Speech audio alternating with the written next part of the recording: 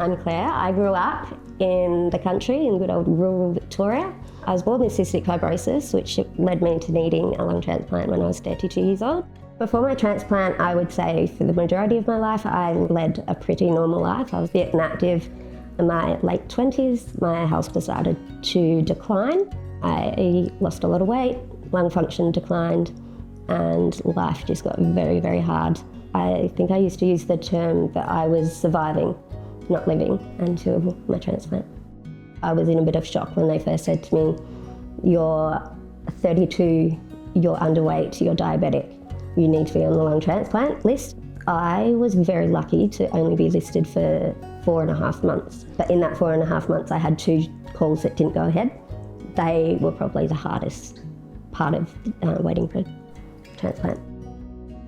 Lee's a very positive person, so even if he was scared or worried, he would have kept it under wraps to help me get through it. I don't think we ever really had conversations of the what ifs or what happens if things go bad. It was always, once you get the transplant, we'll do this, we'll do that.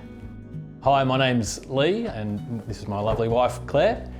Early on in our relationship when we just met the normal way at a pub and got to know each other over the next week or so, and it was then that Claire told me that she had cystic fibrosis. The longer I was with Claire and getting to know what somebody who has cystic fibrosis goes through, obviously seeing somebody that you're developing feelings for get to a point where lung transplant becomes a reality, it was really hard to watch. I think the hardest thing I heard from the doctors pre-transplant was that if I didn't have a transplant, I would have 2 years to live, maybe.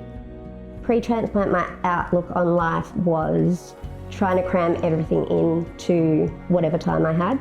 Now I have a future. We think about the future. We plan to travel overseas. We plan to hopefully have a family somehow. Yeah, I think all those things, just your normal things that people do when they get married and grow old together, we want to do those things too, and a transplant has allowed us to have that opportunity. Just simple things I think we get a lot of joy out of. Getting a puppy. That's on the list, isn't it? Yeah. Last year when Lee and I were thinking about doing a fundraiser, we did some research and found Lungitude and really liked the way that they support research, the way that they're trying to make lung transplant patients' lives longer and easier, and the support that they give to transplant patients and their families.